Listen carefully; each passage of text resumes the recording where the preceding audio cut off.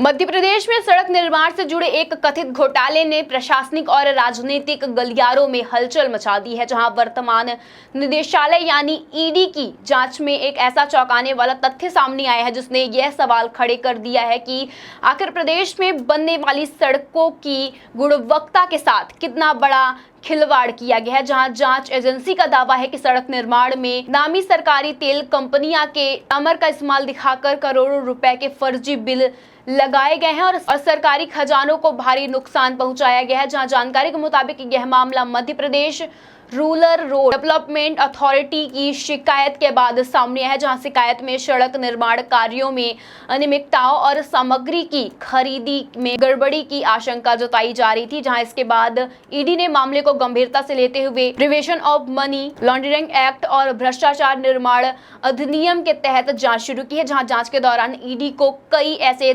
दस्तावेज और वित्तीय रिकॉर्ड मिले हैं जिनमें पता चला है कि कुछ ठेकेदारों ने Indian oil corporation, Bharat petroleum corporation और हिंदुस्तान पेट्रोलियम कॉरपोरेशन जैसे प्रतिष्ठित सरकारी कंपनियों के नाम पर करोड़ों रुपए के बिल प्रस्तुत किए गए थे। जहां आरोप है कि इन कंपनियों से अमर खरीदे जाने का दावा किया जा रहा है, लेकिन वास्तविक में सामग्री की आपूर्ति और बिलों के बीच भारी अंतर पाया गया है। जहां ईडी के अनुसार लगभग 55 करोड़ रुपए के फर्जी बिल तैयार किए गए थे। वहीं इन बिलों के जरिए सरकारी भुगतान हासिल किए गए हैं और सड़क निर्माण परियोजना में कथित रूप से निम्न गुणवत्ता और संदिग्ध सूत्रों से प्राप्त ड्रामर का उपयोग किया गया। वहीं जांच में यह पता चला है कि आरोप पूरी तरह से सही साबित हुआ है और इसका सीधा असर प्रदेश की सड़कों की गुणवत्ता, मजबूती और उनकी उम्र पर पड़ सकता है। वहीं इस मामले की जांच को आगे बढ़ाते हुए ईडी ने रीवा और जबलपुर में कई स्थानों पर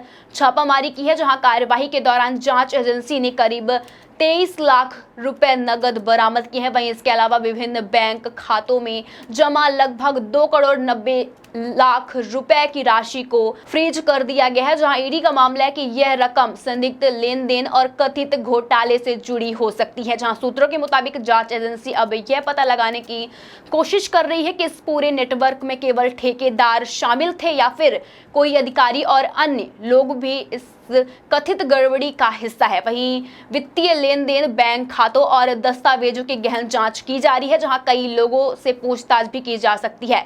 वहीं यह मामला इसलिए भी महत्वपूर्ण माना जा रहा है क्योंकि सड़क निर्माण पर हर साल सरकार करोड़ों रुपए खर्च करती है, लेकिन वहीं ग्रामीण और शहरी क्षेत्रों को बेहतर सड़क नेटवर्क से जोड़ने के लिए लगातार नई परियोजनाएं शुरू की जाती हैं। वहीं ऐसे में यदि निर्माण सामग्री की गुणवत्ता से समझौता किया जा रहा है या फर्जी बिलों के जरिए सरकारी धन का दुरुपयोग होता है तो इसका नुकसान सीधे जनता को उठाना पड़ता है। जहां गौरतलब है कि पिछले कुछ समय से ईडी मध्य प्रदेश में भ्रष्टाचार और आर्थिक अनियमितताओं से जुड़े मामलों में लगातार कार्यवाही कर रही है। वहीं हाल ही में लोक निर्माण विभाग के एक सेवानिवृत्त वरिष्ठ अधिकारी की संपत्तियों पर कार्यवाही की गई थी। वहीं इसके अलावा जनजाति कार्य विभाग से जुड़े एक मामले में करोड़ों रुपए की संपत्ति को फ्रीज किया गया था। वहीं इंदौर में पदस्थ रहे एक सेवानिवृत्त आबकारी अधिकारी के खिलाफ भी बड़ी कार्यवाही की जा चुकी है। वहीं फर्जी प्रमाण पत्र और विदेशों में कथित रूप से